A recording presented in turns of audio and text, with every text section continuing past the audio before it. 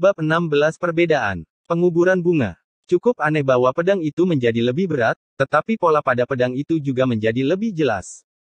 Sambil memegang pedang kayu itu, dia menatap pedang itu sambil mencoba menyatukan potongan-potongan itu. Pertama, pedang itu menjadi lebih berat. Awalnya beratnya sekitar 5 kg dan sekarang sudah cukup berat sehingga dia harus menggunakan energi internalnya untuk mengacungkannya. Kedua, pedang itu sepertinya memiliki spiritualitasnya sendiri. Lin Yun bisa melihat sekilas bahwa ini bukan pedang biasa. Mencabut sehelai rambut, Lin Yun membiarkan angin membawanya melewati ujung pedang. Pedang itu dibelah menjadi dua tanpa menghadapi perlawanan. Lin Yun terkejut. Pedangnya telah mengalami perubahan drastis.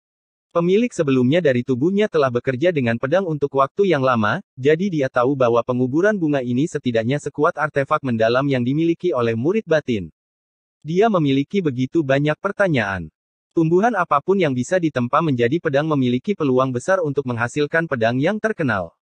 Ada kemungkinan bahwa pedang ini adalah salah satu pedang terkenal yang telah diabaikan dari waktu ke waktu. Jika dia tahu asal-usul pedang itu, dia mungkin bisa mengembalikan pedang ini ke masa kejayaannya. Sesuatu masih terasa aneh. Apa yang saya lewatkan? Lin Yun mengerutkan alisnya saat dia dengan hati-hati melihat sekeliling. Aroma bunga. Mencoba sekuat tenaga, dia tidak bisa mencium setangkai bunga pun. Aroma bunga dari lembah 100 bunga sangat luar biasa sebelumnya, tapi sekarang dia tidak bisa mencium apapun. Mungkinkah pedang benar-benar dipertahankan oleh aroma bunga? Itu adalah hal yang mustahil, tapi Lin Yun merasa dia menemukan sesuatu. Sementara dia melamun, pedang itu mulai berdenyut. Saat itu terjadi, sebuah suara berbisik di telinganya, melayang seperti rumput bebek selama setengah seumur hidup hanya untuk dihancurkan oleh hujan yang berhati dingin. Kehidupan Katels mirip dengan dupa, layu karena angin. Wosh! Kata-kata itu lenyap tertiup angin. Di sekelilingnya, bunga-bunga menari seakan terlahir kembali. Ini, Lin Yun tercengang. Dia berhenti sejenak sebelum melanjutkan, asal-usul pedang ini tampaknya lebih besar dari yang kubayangkan. Ketika dia mengencangkan genggamannya, pedang itu terasa seperti perpanjangan lengannya sekali lagi. Perlawanan apapun yang dia rasakan dari pedang itu telah lenyap. Dengan pedang ini, membunuh Flaming Blood Python akan menjadi sangat mudah. Dia berseru dengan penuh percaya diri. Hanya dengan menggunakan pedang ini, kekuatannya bertambah setengahnya. Hanya butuh waktu 15 menit bagi Lin Yun untuk kembali ke tempat dia menemukan bunga lili darah. Ketika dia tiba, batu besar itu bergetar saat ular piton darah berapi menampakkan dirinya. Ular itu menatap Lin Yun dengan mengejek. Beberapa saat yang lalu manusia ini lari menyelamatkan diri. Dia benar-benar berani kembali. Ular piton itu menjentikkan lidahnya dan mendesis saat ujung ekornya memberi isyarat pada Lin Yun untuk mendekat. Sial, itu salah satu ular yang pintar. Lin berkata dengan terkejut. Dia tidak pernah menyadari bahwa binatang iblis bisa begitu cerdas. Selain kejutan, membuat ular piton darah menyala meremehkan dia adalah keuntungan baginya. Aliran konvergen, angin mengalir. Lin Yun melompat seolah-olah dia menembus permukaan air. Pedang angin mengalir miliknya melesat keluar seperti air mancur yang berpadu dengan angin di lembah 100 bunga dengan sempurna. Dalam sekejap, dia sudah lenyap di depan mata ular piton darah berapi. Swiss. Swiss, Swiss. Mengayunkan pedangnya, Lin Yun meninggalkan luka yang mengerikan pada ular piton darah menyala, mengiris dagingnya menjadi pita-pita saat darah memercik ke tanah. Ular piton darah menyala mendesis keras sambil menggeliat kesakitan. Rasa sakit yang tak terbayangkan memunculkan potensi sebenarnya dari ular piton darah menyala. Ular itu melepaskan aura ganasnya dan menyerang Lin Yun dengan mulutnya yang menganga. Bawa dia. Lin Yun mengerutkan kening saat dia menghadapi serangan cepat ular piton darah api. Dia tahu hanya butuh satu serangan bagi ular piton darah berapi untuk membunuhnya. Mereka bertarung dengan seimbang, meskipun, karena ular piton darah api dipaksa untuk mengekspos organ vitalnya selama serangan. Mereka berdua mempertaruhkan nyawa mereka, dua jiwa yang terjalin dalam tarian yang mematikan. Wind Assembling. Lin Yun mengarahkan ujung pedang ke tanah saat dia menuangkan energi internalnya ke dalam pedang, menyebabkan pedang itu berputar dengan cepat. Tepat saat ular piton darah menyala hendak menghampirinya, Lin Yun mengangkat bunga penguburannya. Wosh! Momentum ayunannya membawanya ke atas kepala ular piton darah menyala tepat saat ular itu menancapkan taringnya ke tanah. Saat ular itu berjuang untuk membebaskan diri, Lin Yun mencapai puncak lompatannya, tubuhnya lurus seperti anak panah, dan menancapkan pedang ke dasar tengkorak ular piton darah berapi. Boom! Energi internal yang tersimpan di dalam pedang meledak saat pedang itu menembus tubuh ular piton. Crack! Kekuatan yang sangat besar di balik serangan itu membelah ular piton darah berapi menjadi dua. Ketika Lin Yun mendapatkan kembali pijakannya, dia berbalik untuk melihat hasil karyanya. Dia senang melihat ular piton darah menyala telah mati seketika. Ini adalah kekuatan sejati dari pedang angin mengalir. Sambil menyarungkan pedangnya, Lin Yun memanen ular piton yang sudah mati itu. Dia kecewa menemukan ular piton darah menyala tidak memiliki inti binatang, tapi dia tahu dia tidak perlu terkejut. Inti binatang buas memang langka. Seluruh tubuh ular piton darah berapi dipenuhi dengan harta karun, tapi tidak mungkin baginya untuk membawa semuanya. Dia hanya bisa mengambil kantong empedu ular itu, garis merah di punggungnya, dan taringnya tanpa membebani dirinya sendiri. Dia harus meninggalkan sisanya. Yang terpenting, dia mendapatkan apa yang dia cari. Bunga lili darah. Apa yang menjadi milikku ditakdirkan menjadi milikku. Lin Yun berkata sambil tersenyum sambil memasukkan blood lily ke dalam sebuah kotak. Dia memutuskan dia akan menghabiskan beberapa hari mencari tambahan blood lily di daerah itu sebelum pergi. Lagi pula, dia tahu apa yang harus dicari sekarang. Menemukannya akan jauh lebih mudah. Pada akhirnya, dia berhasil menemukan 8 bunga lili darah lainnya setelah hanya beberapa hari. Dia juga menemukan dan merawat 8 ular piton darah api yang menjaga mereka. Dia bekerja dengan cepat, dan cukup senang dengan tumpukan materialnya setelah semua selesai. Ketekunannya di lembah 100 bunga telah membuahkan hasil. Baru pada blood lily ke-10, dia mengalami masalah lain. Tepat saat dia menemukan bunga lili darah terakhirnya dan ular piton yang menjaganya, Lin Yun mendengar olok-olok dua orang pria semakin keras. Lembah 100 bunga terletak jauh di dalam pegunungan yang mengelilingi gunung langit awan, jadi bisa diasumsikan siapapun yang bisa sampai di sini bukanlah orang sembarangan. Selama beberapa hari terakhir, dia telah bertemu dengan beberapa orang tapi telah melakukan yang terbaik untuk menghindari mereka. Bagi mereka berdua untuk menemukan dia saat dia memanen blood lily terakhirnya adalah keberuntungan yang mengerikan. Sepertinya keberuntungan ada di pihak kita. Kami menemukan bunga lili darah yang diminta tuan muda itu dengan cepat. Ular piton darah berapi yang menjaga bunga lili darah itu sendiri cukup langka. Kita akan menghasilkan banyak uang dari bagian-bagiannya. Lin Yun menoleh dan melihat dua orang pria parubaya berjalan ke arahnya. Keduanya tidak terlihat berasal dari sekte King Yun, tapi kultivasi mereka tidak perlu dicemooh. Mereka berdua telah mencapai tahap ke-6 dari jalur bela diri. Lambang yang disulam di pakaian mereka menarik perhatiannya. Itu adalah nama, Yun, yang disulam di atas pola beriak. Klan Yun dari kota Baisui. Lin Yun pernah mendengar tentang kota Baisui. Kota itu adalah kota perdagangan yang paling makmur di kerajaan Tiansui, menarik para praktisi bela diri dari berbagai penjuru.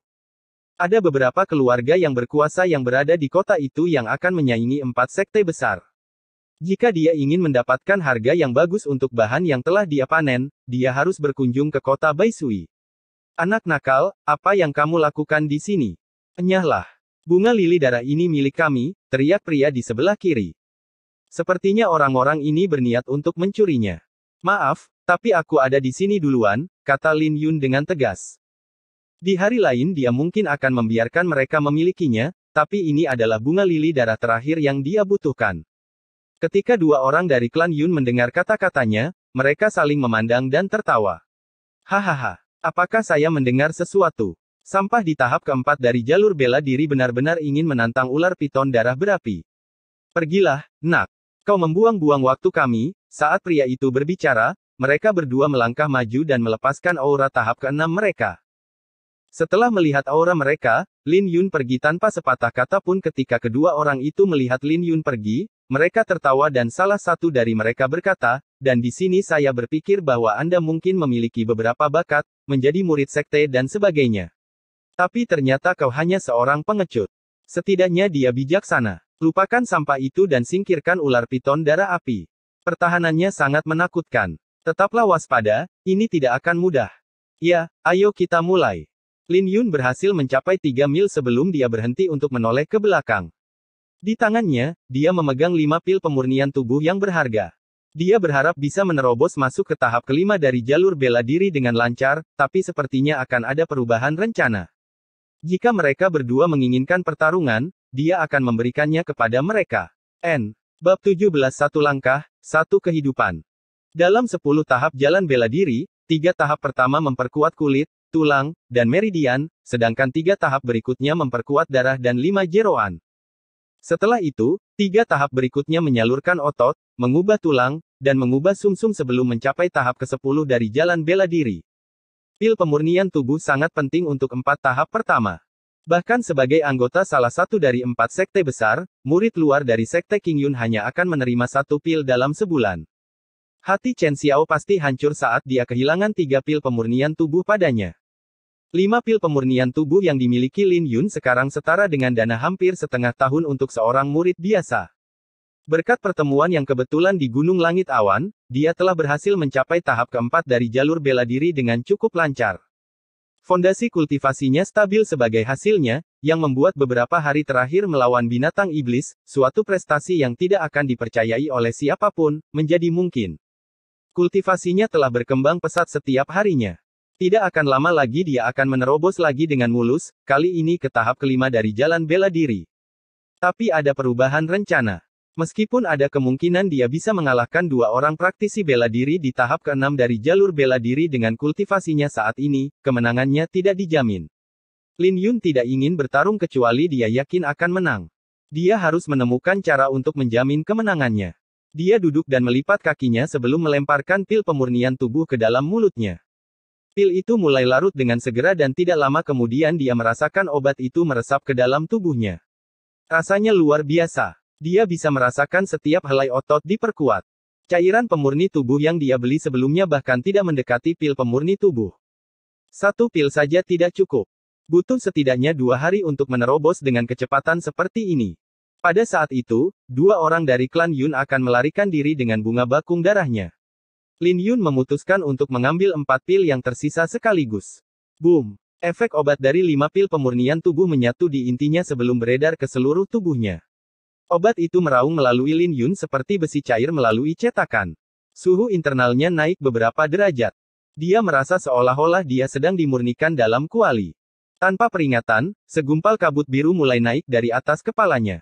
Dia tahu ada sesuatu yang tidak beres, tetapi tidak ada jalan untuk kembali. Dia harus mempercayai keputusannya dan melanjutkan perjalanan. Seni yang murni. Diaken yang khawatir sifat sombong dari seni yang murni tidak cocok dengan kecepatan kultivasi Lin Yun yang lambat.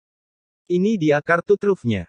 Efek dari 5 pil pemurnian tubuh bukanlah sesuatu yang bisa dijinakkan dengan teknik kultivasi biasa, tapi keganasan obat yang mengalir melalui pembuluh darahnya sangat cocok dengan seni yang murni.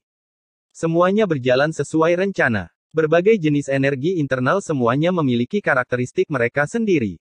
Ada yang setenang air, sehalus batu giok, atau sekuat kuda jantan.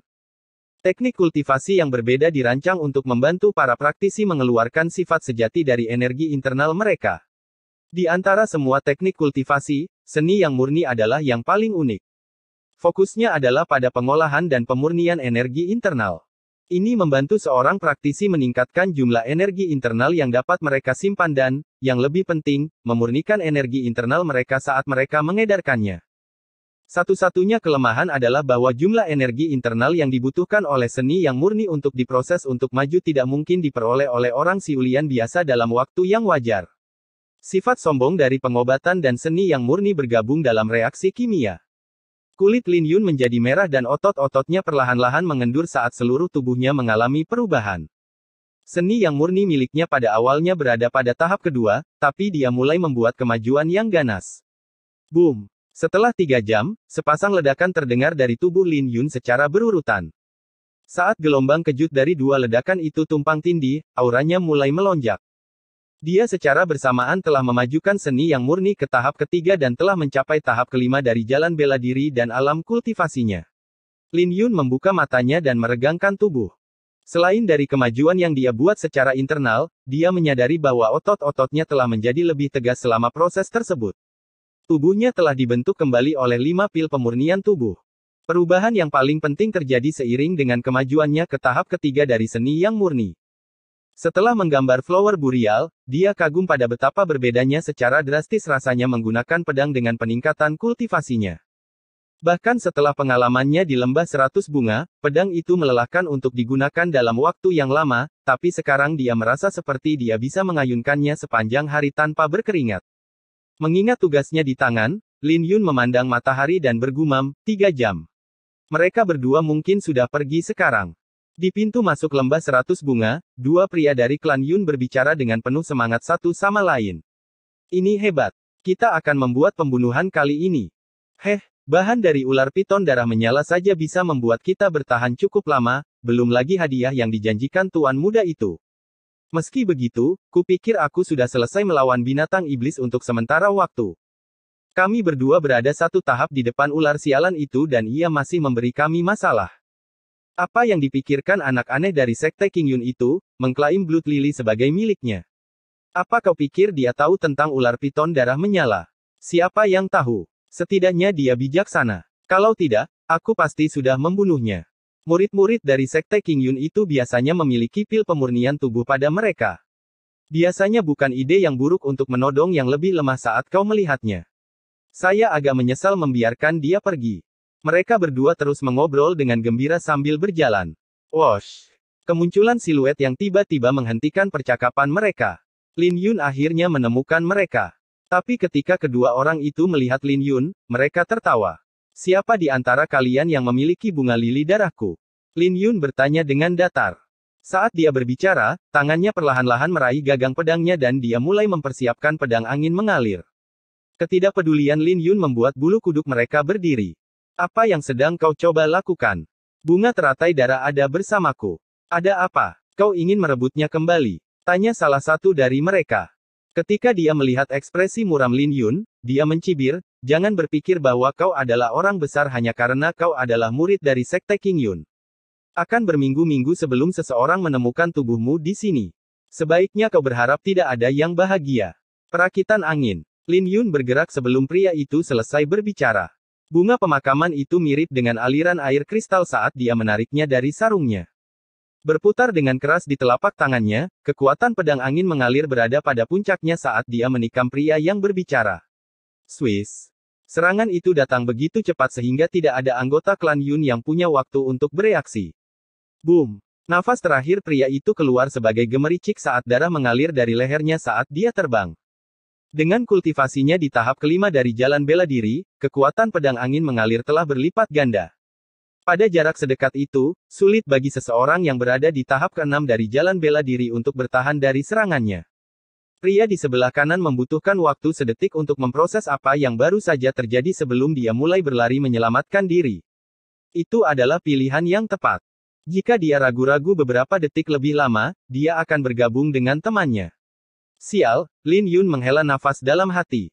Jika seseorang yang berada di tahap keenam dari jalur bela diri bertekad untuk berlari, hanya membuang-buang waktu untuk mengejar.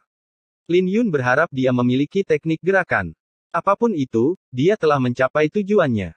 Lin Yun membalik-balik tas orang yang sudah meninggal itu dan mengambil kembali bunga bakung darah bersama dengan material ular piton darah api yang telah mereka kumpulkan. Mehem, di mana garis merah itu? Pria itu memiliki empedu dan taring ular itu, tapi meninggalkan garis di punggungnya. Lin Yun kecewa, tapi dia segera melanjutkan. Bagaimanapun juga, dia baru saja mengumpulkan Blood Lily ke-10, menyelesaikan salah satu dari 3 misi batu spiritual. Yang tersisa baginya hanyalah membunuh bandit itu, Kuang Yan, dan membunuh 3 harimau bertinta api.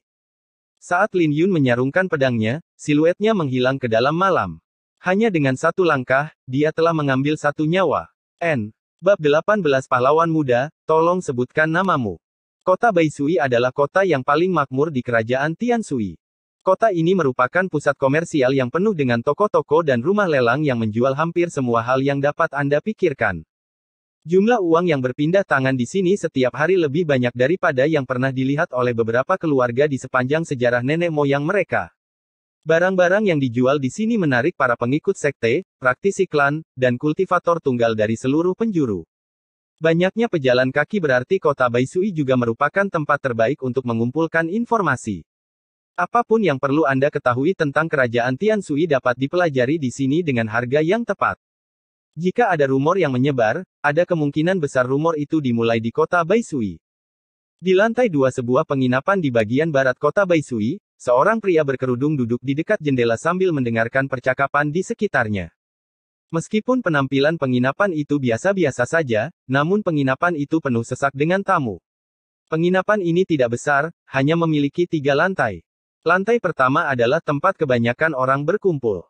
Lantai pertama penuh sesak, penuh dengan kebisingan dan keributan. Lantai 2 agak lebih tenang, dan meja-meja ditempatkan lebih luas. Namun, biaya untuk menggunakan lantai 2 juga jauh lebih tinggi. Siapapun yang bisa menghabiskan cukup uang untuk pergi ke lantai 2 memiliki kekuatan yang luar biasa dan biasanya jauh lebih waspada daripada rekan-rekan mereka di lantai 1. Apa kalian sudah dengar? Seorang murid dari Sekte Pedang Gila membunuh Qiu Yunpu. Nah, itu baru berita. Qiu Yunpu telah melakukan kekejaman di kerajaan Tianshui selama bertahun-tahun. Kultivasinya tak terduga. Saya tidak pernah membayangkan bahwa dia akan mati di tangan generasi yang lebih muda. Oh ya, saya mendengar tentang ini. Dikabarkan bahwa murid dari Sekte Pedang Gila mengalahkannya hanya dalam 10 jurus. Sekte Pedang Gila akhirnya memiliki penerus sekarang, seorang pria bernama Zhang Ye. Ya, kerajaan Tianshui benar-benar mulai menindak baru-baru ini. Maksudku, banyak orang mati di tangan bandit setiap tahun, jadi siapa yang bisa menyalahkan mereka? Tapi yang tidak saya mengerti adalah, bagaimana bisa, dari semua bandit, Kuang Yan selalu berhasil lolos. Kultivasinya paling-paling biasa-biasa saja. Bagaimana bisa tidak ada yang menangkap orang ini? Saya mendengar bahwa bahkan seorang murid dari Sekte Suanyang jatuh di tangannya belum lama ini. Aku dengar dia cukup kuat, sebenarnya. Paling tidak, pria itu berani. Jika tidak, dia akan menjadi bandit yang mengerikan. Ketika pria berkerudung itu mendengar percakapan mereka, dia melihat keluar jendela ke jalan di bawah, sebuah senyuman menyeramkan tersembunyi di balik kerudungnya. Lokasi ini tidak buruk. Dia bisa saja berada di jalan berbaur dengan kerumunan orang saat ada tanda bahaya. Dari Sekte Pedang Gila, Sekte Qingyun, Sekte Suanyang, dan Sekte Xian, menurut kalian mana yang terkuat? Topik di penginapan bergeser ke 4 sekte. Sekte Qingyun, tangan ke bawah. Guru sekte muda mereka, Bai Yufan, adalah salah satu dari 4 ahli muda kerajaan Tianshui. Masukkan Su Xiao, siapa yang bisa dibandingkan? Oh ya, Su Xiao itu menakutkan, Bung. Apakah kamu pernah melihatnya? Dia bukan salah satu dari 4 ahli muda, tapi kudengar bahkan yang terkuat dari keempatnya, Liu Yunfei, tidak bisa mengalahkannya. Saya pikir masih terlalu dini untuk mengatakannya. Dia adalah hal baru yang panas saat ini. Ini mungkin hanya hype. Sudah berapa lama namanya menjadi perbincangan? Setahun. Alasan mengapa 4 pakar muda ini adalah 4 pakar muda adalah karena mereka telah membuktikan diri mereka dari waktu ke waktu. Memang mereka masih muda, tapi mereka konsisten. Ini semua tentang data longitudinal. Tidak ada data longitudinal yang cukup untuknya. Bagaimanapun, sepertinya Sekte Qingyun akan menjadi bintang utama dalam kompetisi tahun ini. Semua orang di lantai 2 memiliki sesuatu untuk ditambahkan tentang 4 sekte dan percakapan berlanjut selama beberapa waktu. Sementara mereka mengobrol dengan gembira, wajah baru muncul di lantai atas. Orang itu mengenakan jubah biru langit dengan selembar kain yang menutupi dahinya. Tidak ada yang tahu apakah kain itu dimaksudkan untuk menyembunyikan sesuatu atau dia memakainya karena menurutnya itu terlihat keren. Sayangnya bagi mereka, Lin Yun berniat menyimpan rahasia itu untuk dirinya sendiri. Hiruk-pikuk di lantai 2 mereda seiring dengan semakin banyaknya orang yang mengarahkan pandangan mereka padanya. Tidak biasa melihat seseorang berjalan-jalan dengan seragam Sekte Qingyun sejauh ini dari wilayah mereka, tapi orang-orang di lantai 2 sudah ada sejak lama dan melihat banyak hal. Setelah penilaian awal mereka mengabaikan Lin Yun dan kembali ke percakapan mereka yang bersemangat. Lin Yun lebih suka seperti ini. Akan menjengkelkan jika mereka terus menatapnya. Sudah sekitar 3 minggu sejak dia meninggalkan Sekte Qingyun dan dia sudah tidak lagi bersosialisasi. Dia menyapu pandangannya di sekitar lantai 2 sebelum berhenti pada sosok berkerudung itu. Sambil menganggukkan kepala, dia berjalan mendekat. Dia menyandarkan flower burial ke meja dan mengambil tempat duduk di seberang pria itu. Di balik tudung itu, pria itu mengerutkan kening ketika matanya yang tajam melihat lambang Sekte Qingyun di seragam Lin Yun. Tapi tak lama kemudian, dia mendapatkan kembali ketenangannya. Belikan kamu minuman? Lin Yun bertanya. Kebanyakan orang tidak mampu membeli seleraku. Sosok berkerudung itu menampakkan senyum jahat sambil menolak Lin Yun. Dia melihat sekeliling untuk melihat apakah Lin Yun memiliki teman bersamanya. Untung saja aku bukan kebanyakan orang. Pelayan, bawakan aku anggur terbaik yang kau punya. Pelayan itu merespon lebih cepat dari biasanya dan kembali dalam waktu singkat dengan sebuah kendi berornamen. Mereka menyimpan beberapa barang bagus di sekitar sini. Aku merasa kasihan dengan dompetmu, sosok berkerudung itu tertawa setelah melihat anggur itu. Aku tidak keberatan, kata Lin Yun sambil tersenyum sambil mengisi cangkir mereka. Lagi pula, orang yang akan mati harus menikmati minuman terakhirnya. Hahaha. Aku suka murid sekte sepertimu, begitu percaya diri namun masih sangat hijau. Kau mencoba untuk memburu penjahat terkenal tanpa dukungan. Aku seharusnya mentraktirmu minum. Sosok berkerudung itu tertawa sambil melepaskan auranya dalam tahap ke-6 dari jalur bela diri. Dia mencabut pedang dari lengan bajunya saat dia melompat ke seberang meja. Dia sudah menduga hasil ini saat Lin Yun menaiki tangga. Sementara mereka berbicara, dia telah mengumpulkan energinya sambil mengulur waktu untuk melihat apakah Lin Yun punya teman. Dia bergerak segera setelah dia memastikan Lin Yun sendirian. Keributan yang tiba-tiba ini mengejutkan semua orang di lantai 2.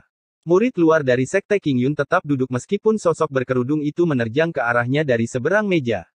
Menilai dari momentumnya, pedang itu tidak bisa diblokir. Bahkan jika murid luar melakukan pertahanan tepat waktu, dia akan segera dilumpuhkan. Mereka tidak bisa menahan kekecewaan bahwa murid sekte naif lain akan mati karena sesuatu yang bodoh. Siapa orang waras yang akan duduk di seberang target Anda, tidak berdaya, dan membiarkan mereka mengambil inisiatif. Ketika para ahli bertarung, mereka yang kehilangan inisiatif akan kehilangan separuh pertempuran. Tampaknya bocah malang ini akan mempelajari pelajaran itu sedikit terlambat. Anak bodoh itu bahkan tidak berhenti tersenyum. Pada saat itulah Lin Yun memuntahkan semburan anggur dari mulutnya. Sorak-sorai terdengar saat lantai 2 menjadi gempar. Pria berkerudung itu cemberut. Sudah terlambat baginya untuk menghindari semprotan. Splash! Wajahku! Teriak pria berkerudung itu kesakitan. Kulitnya terbakar dimanapun anggur itu menyentuhnya. Gangguan pada momentumnya membuat serangannya menjadi liar. Dalam waktu yang dibutuhkan setetes anggur jatuh dari wajah pria berkerudung itu ke meja, Lin Yun berdiri dan menghunus pedangnya. Kilatan cahaya yang menyilaukan menerangi ruangan hanya sepersekian detik, tapi, pada saat cahaya itu memudar, Lin Yun sudah berdiri di atas meja, pedangnya berlumuran darah. Flam! Lin Yun menyarungkan pedangnya saat dia melihat mayat pria berkerudung itu meluncur dari atas meja. Dia melompat turun hanya setelah dia yakin pria berkerudung itu sudah mati. Bagus sekali. Ini hadiahmu, kata Lin Yun sambil melemparkan sebongkah emas ke pelayan. Mengabaikan tatapan tertegun di wajah para pengunjung lain, Lin Yun mulai menjarah mayat pria berkerudung itu. Selain senjata pria itu, Lin Yun terkejut menemukan sebuah kantong yang diikatkan di pinggangnya. Itu mungkin milik seorang murid sekte kaya yang telah mati di tangannya. Membunuh Kuang Yan menandai selesainya misi batu spiritual keduanya. Pada akhirnya, kerja kerasnya selama 15 hari terakhir telah terbayar. Mengandalkan sebagian besar informasi dari sekte tersebut, dia mendapat kabar bahwa Kuang Yan sedang mencari pembeli sehingga dia bisa menjual sebagian harta rampasan perang. Daripada terburu-buru, dia memutuskan untuk mengambil langkah perlahan. Para bandit dikenal karena kekuatannya, namun kelicikan mereka yang membuat mereka tetap hidup. Kuang Yan telah membunuh banyak murid. Butuh orang yang sangat berhati-hati untuk pergi selama ini tanpa tertangkap. Lin Yun sangat berhati-hati saat memasang jebakan untuk Kuang Yan. Apa yang dia lakukan memang beresiko, tapi hasilnya sangat sepadan. Lin Yun meraih kantong antar ruang dan langsung menuju pintu keluar. Sekte akan mengurusnya. Lin Yun punya cukup waktu untuk melompat keluar jendela sebelum orang-orang mulai mengenali pria berkerudung itu. Ini orang yang baru saja kita bicarakan. Itu Kuang Yan, bandit itu. Sial. Tapi dia mati dengan mudahnya. Siapa anak itu? Para pengunjung berteriak-teriak ke jendela saat Lin Yun mendarat. Hei, nak. Siapa namamu? Siapa kamu? Ya, tolong, beritahu kami namamu. Saat dia menghilang ke dalam kerumunan, dia berseru, murid luar sekte Qing Yun, Lin Yun. Bab 19 memeriksa hasil panen. Lin Yun sudah menyelesaikan 2 misi batu spiritual, mengumpulkan bunga lili darah dan membunuh bandit Kuang Yang. Itu hanya menyisakan 1 misi, membunuh harimau bertinta api. Dia telah menyelesaikan 2 misi dalam 1 bulan yang berarti dia memiliki banyak waktu untuk memeriksa harta benda Kuang Yan. Daripada harta rampasan perang, dia secara alami lebih tertarik pada kantung antar ruang milik Kuang Yan. Meskipun kantung itu tampak kecil, namun dapat menyimpan banyak hal di dalamnya. Ini adalah peningkatan besar dari karung tua yang biasa dia gunakan. Kantung ini sangat berharga dan sangat sulit didapat. Kemungkinan Kuang Yan membunuh seseorang untuk mendapatkannya. Dengung. Saat Lin Yun menyalurkan energi internalnya ke dalam kantung interspasial, dia bisa melihat riak samar keluar dari kantung tersebut. Ketika dia melihat ke dalam, dia bisa melihat sebuah ruangan seukuran ruangan biasa yang penuh dengan harta karun yang mempesona. Hal yang paling menarik perhatian Lin Yun adalah hampir 1.500 batu spiritual tingkat rendah yang berada di atas beberapa tumpukan. Orang yang dia buru memiliki 3 kali lipat harta karunnya hanya di dalam kantongnya.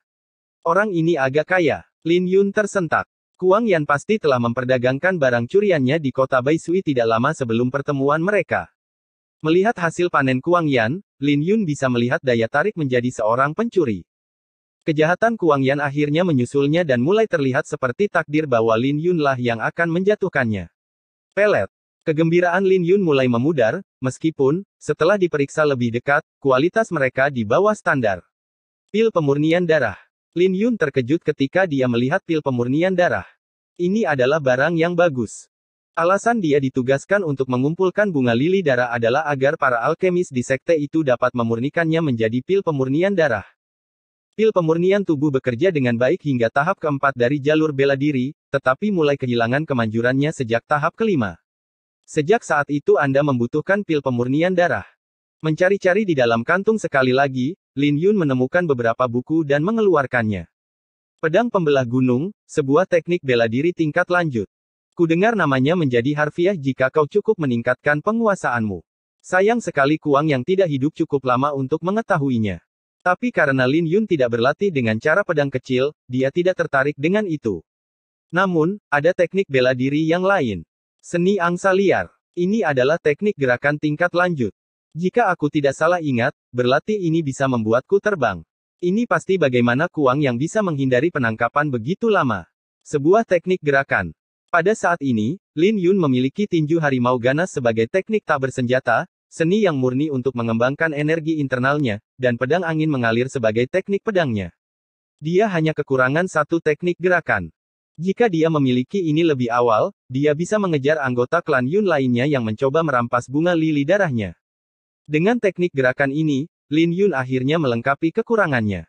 Meskipun mungkin berlebihan jika dia bisa terbang dengan seni angsa liar, setidaknya itu akan memungkinkan dia untuk melompat jauh dan sangat meningkatkan kecepatan menghindar. Dari semua yang dimiliki Kuang Yan, seni angsa liar membuat Lin Yun paling bersemangat. Setelah menambahkan barang-barang pribadinya dan bahan binatang iblis yang dia kumpulkan dari ular piton ke dalam kantong antar ruang, Lin Yun mulai berjalan-jalan di sekitar kota. Dia masih punya waktu sebulan untuk berburu harimau bertinta api dan, karena dia sudah berada di kota Baisui, Lin Yun memutuskan sebaiknya dia melihat apa yang bisa dia dapatkan untuk bagian-bagian ular piton. Saat dia bosan berjalan-jalan, dia sampai di salah satu toko terbesar di kota itu, Myriad Treasure Pavilion. Ketika seorang petugas melihat seragam sekte King Yun miliknya, dia menghentikan apa yang dia lakukan dan berlari ke sisi Lin Yun. Murid-murid sekte dikenal sebagai pemboros dan para pelayan di sini dibayar berdasarkan komisi. Sambil mendorong karyawan lain yang bersemangat ke samping, petugas itu menyapa Lin Yun dengan riang, "Halo, ada yang bisa saya bantu?" "Hei, saya memiliki beberapa bahan binatang iblis dan teknik bela diri yang ingin saya jual. Apakah saya berada di tempat yang tepat?" Wajah petugas itu adalah roller coaster emosi. Dia sangat gembira saat menyebutkan bahan binatang iblis, tapi menjadi sangat serius setelah mendengar tentang teknik bela diri. Dia menarik Lin Yun ke samping, memastikan tidak ada orang di dekatnya, sebelum berbisik, "Bolehkah aku tahu tingkat teknik bela diri itu?" "Teknik bela diri tingkat lanjut," jawab Lin Yun, sama sekali tidak berusaha merahasiakannya. "Tolong, lewat sini." Petugas dengan cepat membawa Lin Yun ke lantai 2 dan tersenyum, "Tolong tunggu di sini sementara aku panggilkan bos. Silakan nikmati tempat minum teh gratis kami." Sebelum Lin Yun selesai meminum tehnya, petugas itu kembali dengan seorang pria paruh baya yang gemuk. Saat dia memeriksa Lin Yun, pria paruh baya itu tersenyum, "Saya Tong Hu. Kamu bisa memanggilku Bos Tong. Itu sebutan teman-temanku untukku. Kudengar kau ingin menjual teknik bela diri tingkat lanjut, apa aku benar?" Teknik bela diri adalah dasar dari praktisi bela diri. Namun, menjual teknik bela diri adalah bisnis yang sensitif, jadi Tong Hu harus melanjutkan dengan hati-hati. "Saya punya satu aturan. Saya tidak menerima teknik apapun yang termasuk dalam sekte. Teknik bela diri eksklusif sekte adalah bagaimana sebuah sekte membedakan dirinya sendiri, jadi itu adalah kejahatan besar jika dibocorkan.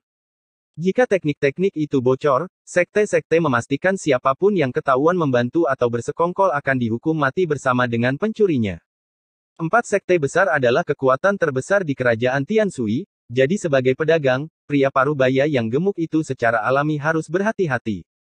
Jangan khawatir. Aku yakin kau pernah mendengar tentang teknik bela diri ini, kata Lin Yun saat dia mengungkapkan manual untuk pedang pembelah gunung.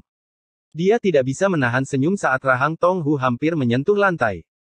Bosnya sudah menduga bahwa teknik ini adalah milik Kuang Yan. Namun, ada sesuatu yang tidak beres. Faktor umum di antara para pedagang adalah mereka semua licin. Meski begitu, reaksi Bos Tong sedikit terlalu dramatis. Apa mungkin tempat ini adalah tempat Kuang Yan menjual barang dagangannya? Nah, itu pasti menarik. Bagaimanapun juga, Lin Yun tidak khawatir akan ditipu. Bagaimanapun juga, dia adalah murid dari Sekte King Yun. Haha, kau benar-benar sesuatu, pahlawan muda. Kamu benar-benar berhasil membunuh Kuang Yan. Ekspresi wajah Tong Hu kembali normal saat dia tertawa. Siapapun yang sedikit mengikuti kejadian saat ini bisa menebak bahwa Kuang Yan telah mati saat mereka melihat teknik bela diri ini. Tong Hu, yang sebelumnya memperlakukan Lin Yun dengan enteng, tiba-tiba menjadi serius. Aku tidak tahu kalau aku menangkap namamu. Lin Yun, murid luar dari Sekte King Yun. Bos Tong, menurutmu berapa harga dari teknik bela diri ini? Harga tetap, 1000 batu spiritual kelas rendah. Ambil atau tinggalkan, jawab Tong Hu dengan tegas, membentak kembali ke persona pedagangnya. Baiklah, semoga berhasil, kata Lin Yun sambil mengantongi teknik bela diri itu. Tunggu, kau mau kemana? Tong Hu tergagap. Tanggapan singkat Lin Yun telah membuatnya lengah. Kau bilang ambil atau tinggalkan, jadi aku tinggalkan. Bos Tong memegangi Lin Yun dengan senyum pahit, Tuan muda, Anda tidak perlu terlalu tegas. Saya bisa menambahkan 500 batu spiritual paling banyak. Pada kenyataannya, Lin Yun tidak tahu berapa harga sebuah teknik bela diri yang canggih, tapi dia tahu para pedagang adalah bajingan yang licin. Apa yang mereka sebut harga tetap adalah taktik memaksimalkan keuntungan yang umum digunakan pada orang yang naif dan pengecut. Lin Yun ingin melihat seberapa jauh dia bisa melakukan ini. Bahkan jika tidak ada ruang untuk bernegosiasi, Lin Yun masih akan puas dengan 1500 batu spiritual. Bos Tong, bukankah Anda mengklaim bahwa itu adalah harga tetap beberapa saat yang lalu? Lin Yun bertanya sambil duduk kembali.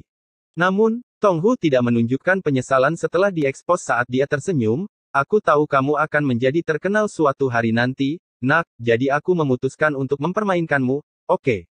Sekarang, ayo pindahkan uangnya. Tong Hu dengan jelas mencoba untuk menggodanya, tapi Lin Yun tidak keberatan. Dia mengeluarkan bahan yang telah dia ambil dari ular piton darah menyala dan meletakkannya di atas meja. Tong Hu menjaga wajahnya tetap lurus meskipun ada kantong empedu dan taring, tapi matanya tiba-tiba berbinar saat dia melihat garis dari ular piton darah berapi. Dia mencari-cari dengan panik sebuah gelas perhiasan sambil menariknya ke arah dirinya sendiri. Itu tulang. Itu adalah tulang api darah. Lin Yun bingung. Garis ini hanya memiliki ketebalan seujung jari, jadi mengapa disebut tulang api darah? Sepertinya kau tidak tahu apa yang telah kau pegang. Garis di punggung ular piton darah api disebut tulang darah api dan itu sangat berharga. Aku tidak tahu bagaimana kau bisa mendapatkannya dan aku tidak yakin aku ingin mencari tahu, tapi bahkan seseorang di kelas 9 jalur bela diri tidak bisa mendapatkan sesuatu seperti ini, kata Tong Hu dengan penuh semangat. Apakah itu benar-benar sulit? Apa kau bercanda? Kultivasi Flaming Blood Python mungkin tidak tinggi, tapi kamu harus membunuhnya seketika atau tulang darah api akan terbakar. POOF. Begitu saja, hilang. Ini sangat sulit. Seorang kultivator berpengalaman akan beruntung mendapatkannya dalam 1 dari 10 kali percobaan. Ketika Lin Yun mendengar itu, dia teringat bahwa 2 orang dari klan Yun tidak membawa tulang api darah di antara hasil panen mereka. Sekarang dia tahu mengapa. Tulang api darah adalah bahan inti untuk menempa artefak mendalam, baju besi darah berapi. Bagaimana dengan ini? Akan ada lelang besar-besaran di kota Baisui 2 bulan dari sekarang. Jika Anda mempercayai saya bisa melelangnya atas nama Anda. Aku akan mengambil sedikit bagian untuk jasanya, tapi aku berjanji akan adil. Bagaimana menurutmu? Kita sepakat. Tong Hu menghentikan aksi pedagangnya saat dia memberikan penawaran. Ini adalah bisnis antara yang setara dan jelas dia tulus. Tulang api darah jelas luar biasa. Artefak yang mendalam. Lin Yun tidak pernah menyangka akan menemukan sesuatu yang begitu berharga yang melekat pada seekor ular. Melihat Lin Yun terdiam, Tong Hu merendahkan suaranya, "Aku tidak tahu bagaimana kamu berhasil memanen tulang darah api, dan, seperti yang kubilang, aku benar-benar tidak ingin tahu. Tetapi jika Anda berjalan-jalan di sekitar kota mencoba menemukan toko yang akan membayar harga tunai yang adil untuk 9 tulang api darah, Anda pasti akan menarik perhatian yang tidak diinginkan." Lin Yun menyadari apa yang dikhawatirkan oleh Bos Tong. Kekhawatirannya bukanlah bahwa orang-orang akan mencoba mencuri tulang darah api miliknya, tapi mereka ingin tahu bagaimana seorang anak kecil secara acak mendapatkan 9 tulang itu. Jika orang yang salah mengetahui tentang Flower Burial, tidak ada yang tahu apa yang akan mereka lakukan padanya. Tidak mungkin dia bisa melelangnya sendiri. Tapi bagaimana aku bisa mempercayaimu? Aku hanya bisa memberikan janjiku. Aku yakin sulit bagimu untuk mempercayai seorang pedagang, tapi kau harus percaya. Kau membunuh Kuang Yan, aku percaya bahwa kau memiliki keberanian untuk mempercayaiku. Tong Hu tersenyum tak berdaya. Lin Yun terdiam, Tong Hu benar. Itu adalah sebuah pertaruhan. Tapi jika itu terbayar, keuntungannya akan sangat besar. Baiklah, aku akan mempercayaimu. Aku akan meninggalkan 5 tulang api darah bersamamu, dan aku akan membawa yang 4 saat aku kembali dalam 2 bulan. Meskipun dia telah setuju dengan saran Tong Hu, dia masih ingin menyimpan keberatannya. Hohoho, kamu sudah mendapatkan kesepakatan, nak. Kemarilah. Bos Tong tertawa terbahak-bahak saat dia berdiri untuk menjabat tangan Lin Yun. Tong Hu menenangkan diri sebelum dia melanjutkan, sedangkan untuk material lain dan pedang pembelah gunung, aku akan membayarmu 2000 batu spiritual tingkat rendah secara total. Bekerja untukku. Lin Yun meninggalkan paviliun Wanbao dengan puas dan penuh harapan. Bos Tong bahkan mengantarnya keluar secara pribadi. Saat dia berjalan menyusuri jalan, Lin Yun terkejut melihat sekelompok orang berlari ke arah yang sama. Bingung, Lin Yun menghentikan seseorang dan bertanya, "Ada apa? Mengapa semua orang terburu-buru?" "Hei Pang, jika kamu tidak melepaskan tanganmu." Pria itu sangat marah karena dihentikan, tetapi ketika dia melihat seragam Lin Yun, ekspresinya menjadi lembut, dan dia mengambil nada memuji, "Tidakkah Anda tahu, Tuan? Ketua Sekte Muda dari Sekte Anda sedang bertarung dengan murid terkuat dari Sekte Xian." Bab 20 Bentrokan antara para ahli.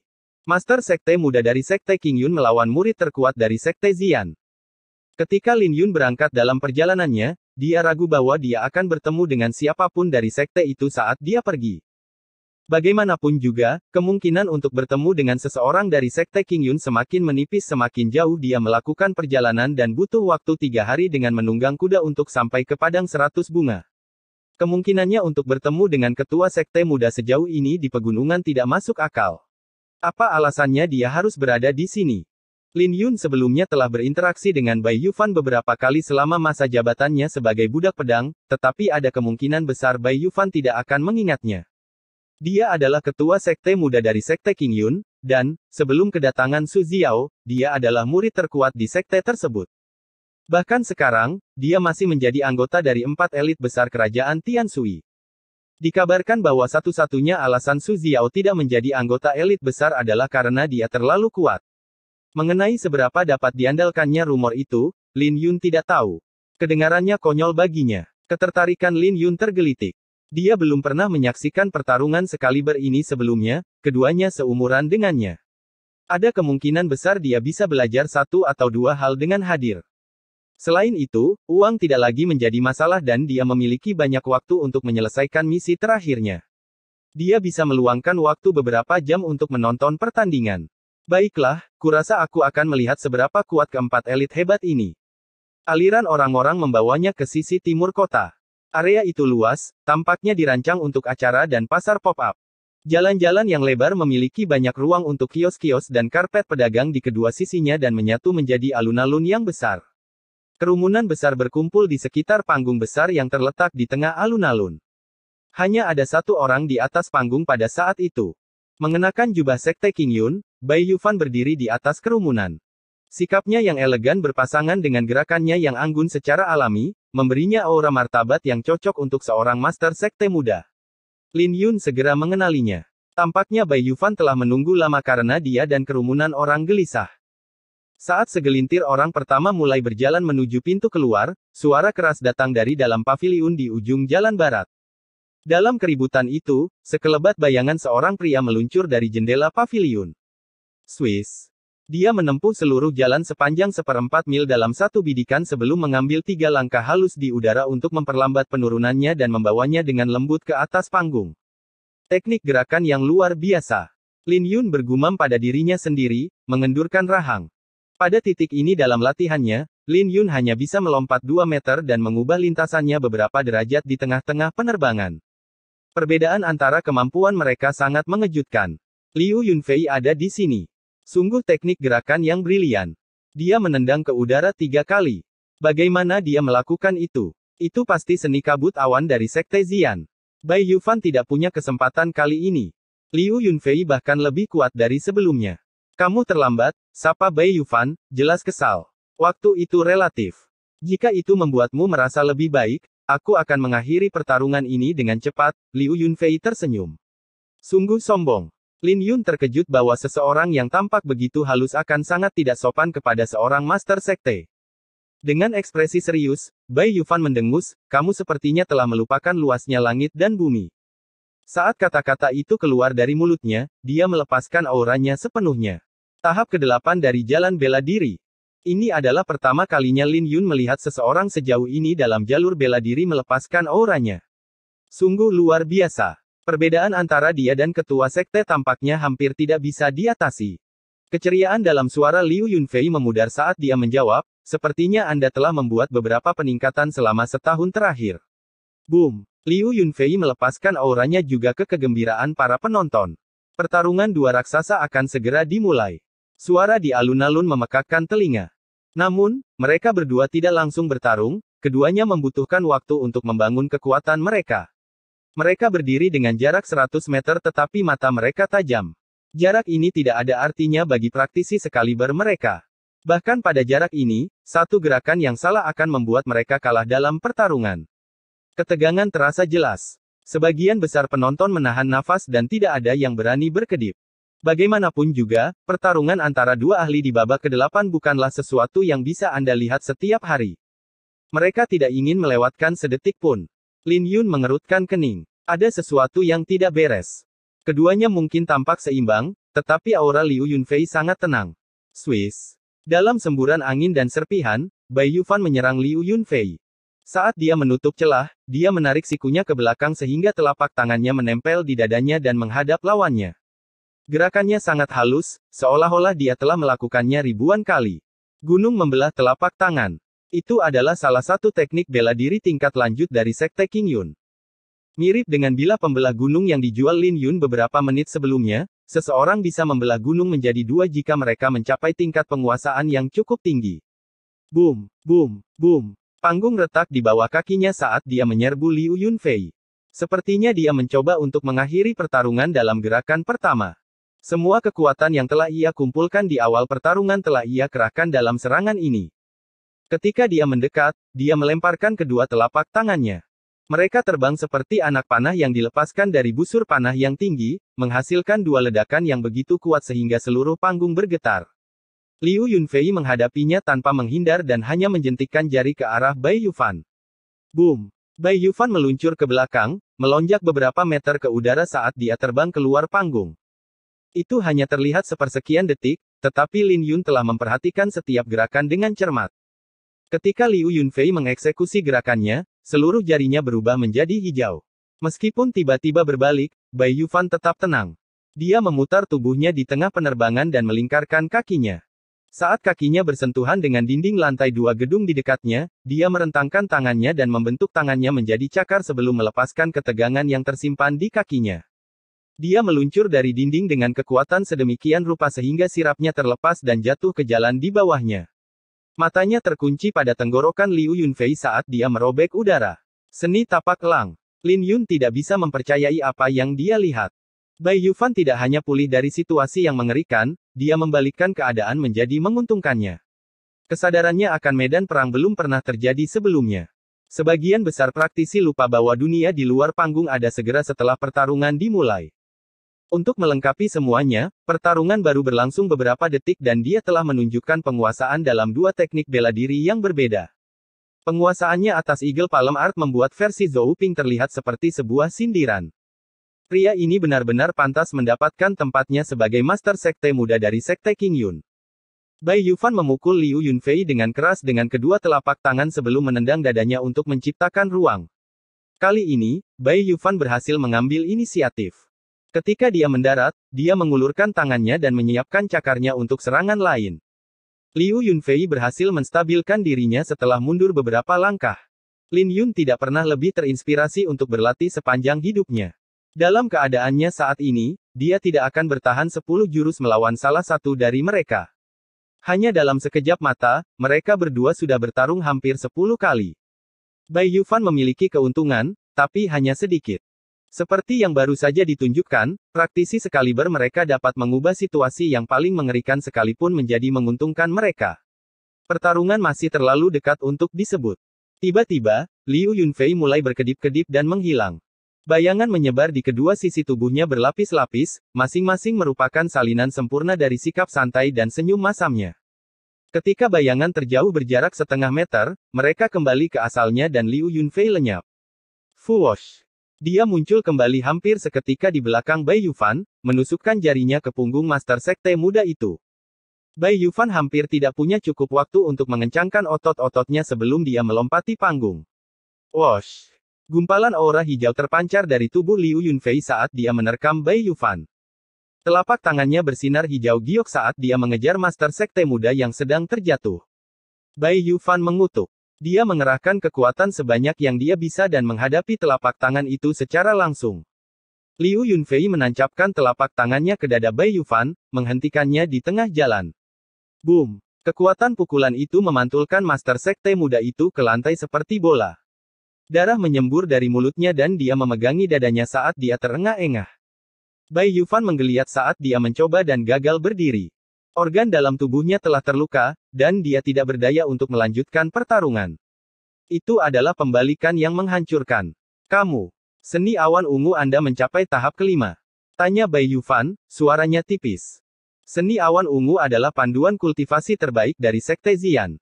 Setiap tahap diwakili oleh perubahan warna. Setelah mencapai tahap tertinggi, tahap ke-6, energi internal praktisi akan berubah menjadi ungu. Warna hijau menandakan bahwa Liu Yunfei telah mencapai tahap kelima. Dikalahkan dalam 10 jurus. Seperti yang saya katakan, Anda bukan saingan saya. Dalam kompetisi 4 sekte tahun ini, hanya ada satu orang yang saya anggap setara dengan saya. Liu Yunfei tersenyum, mengabaikan pertanyaan Bai Yufan. Dia tidak mengampuni Bai Yufan sekilas dan pergi.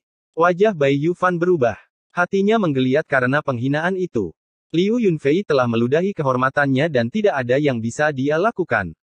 Hasil dari pertempuran ini sungguh tidak bisa dipercaya. Ya, mengakhiri pertarungan hanya dalam 10 jurus. Saya pikir itu akan memakan waktu ratusan. Liu Yunfei telah berkembang pesat selama setahun terakhir. Siapa yang tahu seni awan valetnya akan berada di tahap kelima. Sepertinya terserah Su Xiao untuk mengalahkannya. Hahaha, apa kita menonton pertarungan yang sama? Dia tidak punya kesempatan. Aku tidak tahu. Kudengar Su Xiao juga mengalahkan Bai Yufan.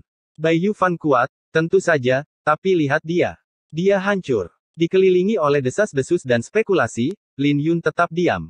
Seperti kata pepatah, orang dalam tahu seluk-beluknya, sementara orang luar hanya ikut-ikutan.